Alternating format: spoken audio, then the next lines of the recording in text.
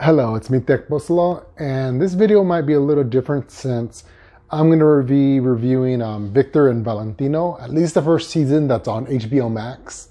I'm going to be honest, people have mentioned it to me, and I was like, interesting. And then once you get HBO Max, you see it, and you're like, okay, I might as well try it. Very addicting. Took me luckily the episodes are like pretty short. They're like about 10 minutes long. And so there was a lot of them for the first season, which I was surprised, but it wasn't a lot compared to a whole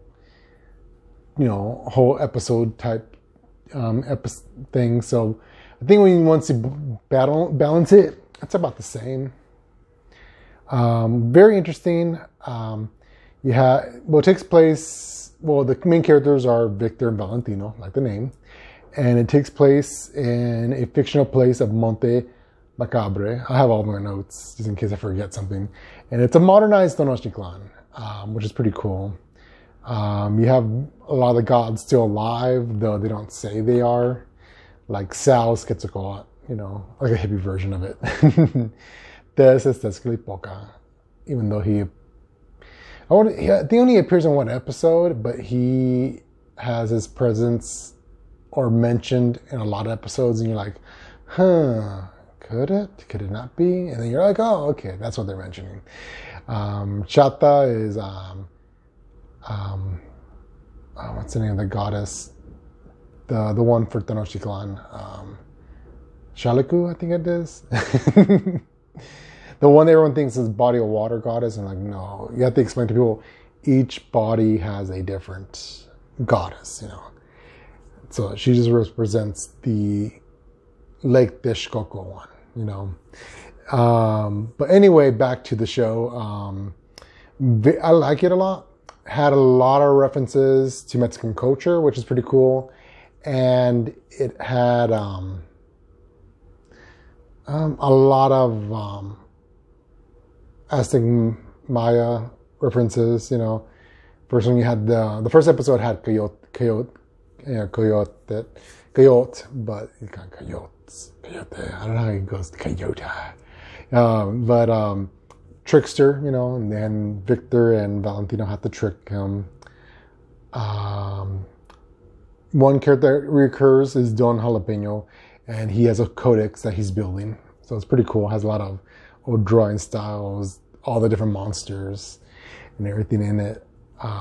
Then his daughter Xochi, which I'm supposed to think she's supposed to be a feminine version of Xochipilli, which is pretty cool because then you see that family has another dimension garden, I guess you could call it. And you see the statue of Xochipilli right there, the stereotypical one that everyone knows, which back then they would not known, because that was a statue that survived because it was in an area that no one really encountered. Then you have the Lechuza, which is this owl witch that's in northern Mexico, southwest area.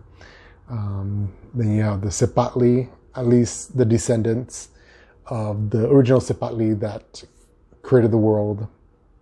Then you have the underworld, lots of dead celebrities here and there, references, which I think is funny.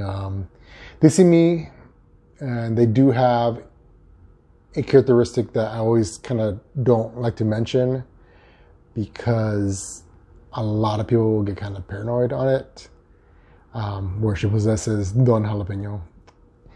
And let's see, then you have the Gakma Sots, but they made, instead of being one bat god, they made it multiple bats that acted more like